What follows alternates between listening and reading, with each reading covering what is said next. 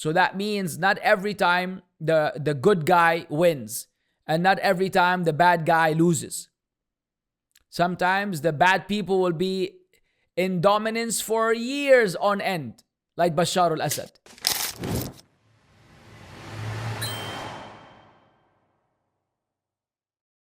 He was dominating and subduing and humiliating and torturing the innocent Sunni Muslims of his own country for years. And people were trying to do all kinds of things, and it wasn't meant to be, because Allah had prescribed the time for the change to come.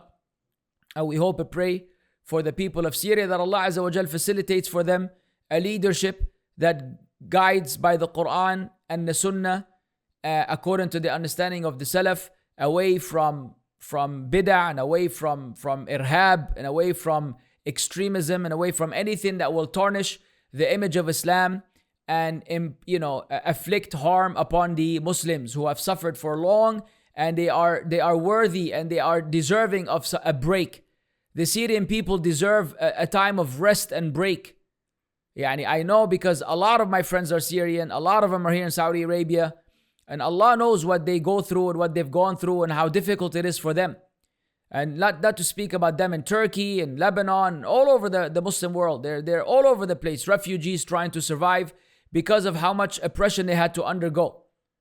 So, we wish for them all the khair, and we hope that Allah Azza wa Jal facilitates their affairs. And that is the genuine care for Muslims that we have. This is the same care that we extended to the Palestinians. This is the same care that we extend to our brothers in Kashmir, in China, the Uyghurs brothers, the brothers in Bangladesh, in India. So many places in the world, Muslims are persecuted and harmed. And for whatever reason, people seem to care about some Muslims while not really caring about the others. Like there's a focus on a particular brand or a race or an ethnicity of Muslims, while the other Muslims are like looked down upon, or like they're insignificant. And there's no such thing. We are all equal before Allah Azza wa Jal. In fact, some are better than others based on their taqwa. So the Ahl Sunnah wal Jama'ah always hold this balanced position regarding the concern for the well-being of the Muslims and anything that will avoid the spilling of their blood. Whereas the Khawarij and the Takfiris and the Ikhwanis and the Sururis, to them, the people dying is just part of the process. It's part of the process to achieve their political goals, to achieve running a country, to achieve the perceived establishment of Khilafah. Adi to them, hundreds of thousands die, millions die, it's no problem. It's fine for them. And there's nothing in Islam that allows that. There's nothing in Islam that supports this ideology. This is the ideology of the kuffar. They did that in World War I and World War II. Whatever the cost was to invade and to be victorious, even if it means bombing civilians in cities like what happened in Berlin and other places, adi. Everything was justified in order to supposedly, dominate the world. And the Muslims who copy and follow the way of the kuffar by jeopardizing and selling the blood of the Muslims for cheap in order to achieve the khilafah that they're waiting for, are just like the kuffar in this regard.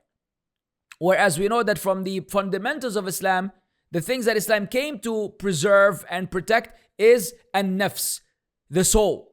And Allah says, وَمَنْ قَتَلَهَا فَكَأَنَّمَا قَتَلَ النَّاسَ جَمِيعًا. Whoever kills a single soul, it's as though he's killed the entirety of mankind. Killing one soul, it's like killing the entirety of mankind.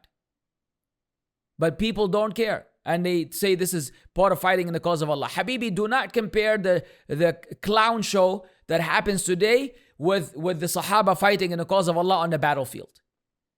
There was a completely different context. And if those were to be replicated, then yes, we will say, okay, people dying is part of the process. Yes, you're fighting in the cause of Allah. Martyrdom is something that is sought and wanted. Barakallah feek wa faqakallah lima fi al-khair. But what is happening today is not even 1% of what the fighting in the cause of Allah was upon at the time of the Sahaba and the Tabi'een and the Tabi'at Tabi'een. And now people just die adi. Like what's the big deal? It's a big deal. So please, be consistent and look out for the Muslims wherever they may be in the world. Allah musta'an.